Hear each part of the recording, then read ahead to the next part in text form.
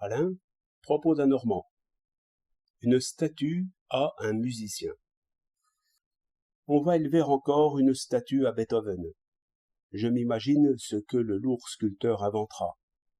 La tête bien connue du maître, une pose de matamore, un violon brisé, une muse accrochée au monument par la peau du ventre, et autres pauvretés. Au reste, je ne vois pas pourquoi un sculpteur serait capable de saisir et de traduire par des formes solides l'esprit de cette musique-là.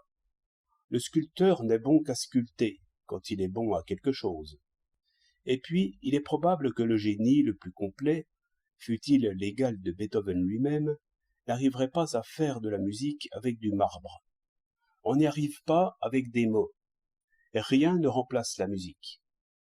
Si donc vous voulez que Beethoven soit connu, aimé, admiré de tous, il ne faut pas leur montrer son buste, il faut leur faire entendre sa musique. De même pour un romancier, pour un dramaturge, pour un poète. Leur vraie image est dans leurs œuvres.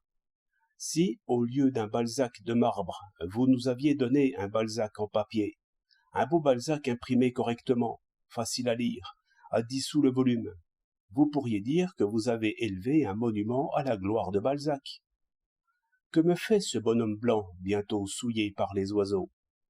Au temps où Balzac vivait, il aurait fallu un puissant observateur pour lire dans ses yeux, dans ses gestes, sur son front tant de pensées, de sentiments et d'images.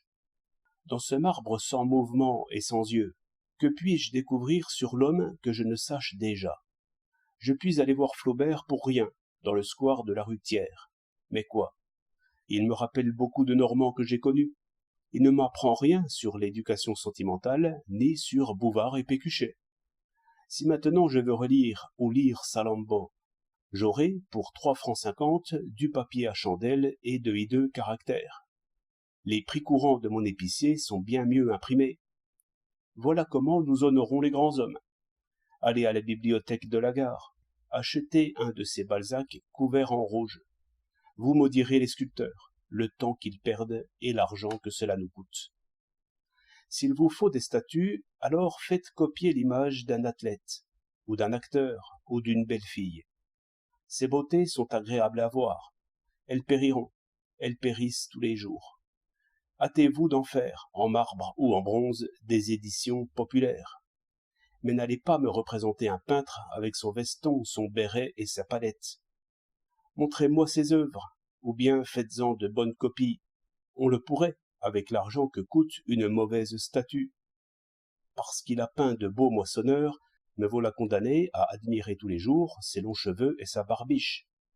Ce sont ses tableaux qui sont beaux, et non pas lui. 2 août 1908.